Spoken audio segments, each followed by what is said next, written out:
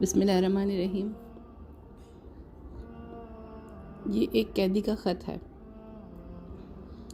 میں تم سے اور بچوں سے بے پناہ محبت کرتا ہوں۔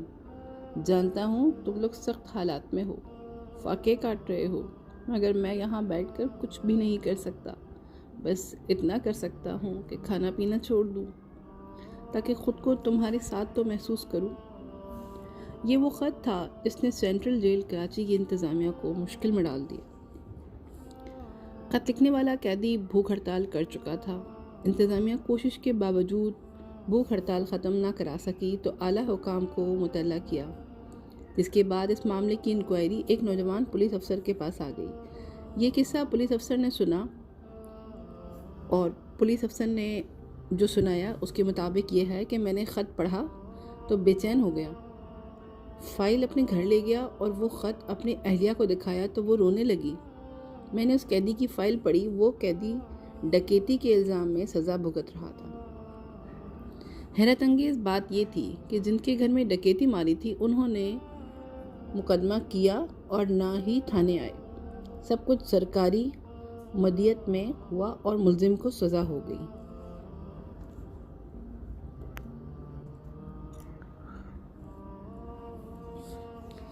میں اگلے ہی روز ملیر میں اس قیدی کے گھر چلا گیا۔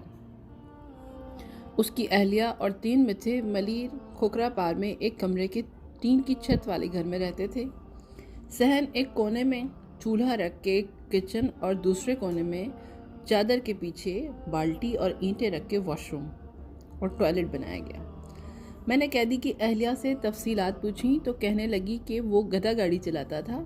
کراچی کے خراب حالات کے دوران فائرنگ سے اس کا گدھا مر گیا۔ وہ کئی دن تک مزدوری ڈھونڈتا رہا مگر اسے کام نہ ملا۔ ادھر بچے بھوک سے بلک رہے تھے، محلے والے مدد کر رہے تھے مگر کب تک؟ جب زیادہ تنگ ہوئے تو میں نے کہا کہ کہیں سے بھی راشن لے کر آؤ ورنہ میں بچوں کو مار دوں گی۔ وہ خاموشی سے چلا گیا اور پھر شام کو اطلاع آئی کہ ڈکیتی مارتے ہوئے اسے پولیس نے گرفتار کر لیا ہے۔ وہ ڈکیت نہیں ہے، اسے میں نے ڈاکو بنا دیا، خاتون روتے ہوئے بتا رہی تھی۔ اس گھر کی حالت خاتون کے بیان کی گواہی دے رہی تھی۔ میں وہاں سے نکل کر اس گھر میں گیا جس میں ڈکیتی ماری گئی تھی۔ انہوں نے جب تفصیلات بتائیں تو میرے ہوش اڑ گئے۔ انہوں نے بتایا کہ دوپہر کے وقت گھر میں خواتین تھیں اور وہ شخص پستول کے ساتھ گھر میں داخل ہوا اور خواتین کو ایک جانب جمع ہونے کا کہا۔ بزرگ خواتین خانہ نے کہا کہ کسی کو کچھ مت کہنا، زیور اور رقم اس الماری میں ہے، وہ لے لو، مگر اس نے کہا مجھے رقم نہیں چاہیے، میں بدتمیزی نہیں کرنا چاہتا، اس لیے شور مت مچانا اور مجھے صرف یہ بتائیں کہ کچن کس طرف ہے۔ خاتون خانہ کا کہنا تھا کہ انہوں نے حیرانی اور پریشانی سے اسے کچن بتایا۔ وہ شخص کچن میں گیا، ہم سے ایک چادر لی اور کچن میں موجود راشن چادر میں جمع کر کے روانہ ہو گیا۔ جاتے ہوئے ہم سے معذرت بھی کر کے گیا۔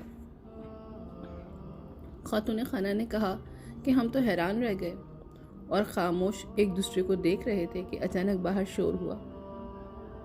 ہم نے پتہ کیا تو معلوم ہوا کسی محلے والے نے مشکوک حالت میں چادر میں سامان سمیٹتے اس گھر سے نکلتے دیکھا تو شور مچا دیا،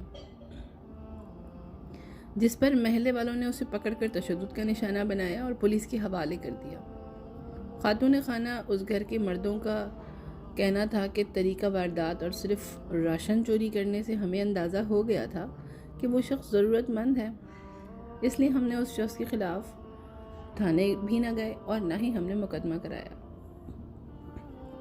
میں نے متعلقہ تھانے کے ایس ایچ او کو بلایا تو اس نے بتایا کہ محلے والے پکڑ کر لائے تھے۔ اس نے اعتراف بھی کیا کہ ڈاکہ مارا ہے اور اس کے پاس سے جو پستول برآمد ہوا وہ نقلی تھا۔ مقدمہ کرانے کوئی نہیں آیا تو ہم نے سرکاری مدیت میں مقدمہ عدالت میں پیش کیا اور عدالت نے سزا دے دی۔ میں نے انکوائری رپورٹ تیار کی اور ساتھ ہی اس گھرانے کے افراد کے بیان لگائے جن کے گھر میں ڈکیتی ہوئی تھی اور تفصیل اعلیٰ حکام کو بھیج دی۔ مقدمہ عدالت میں دوبارہ چلا۔ اس شخص کو چند دن میں ہی ضمانت اور کچھ عرصے بعد رہائی مل گئی۔ وہ شخص رہا ہوا تو میں نے اسے کہا کہ آئندہ ایسی حرکت مت کرنا اور اسے کچھ رقم دینے کی کوشش کی تو اس نے رقم لینے سے انکار کر دیا۔ اور کہنے لگا مجھے کہیں مزدوری دلوا دیں۔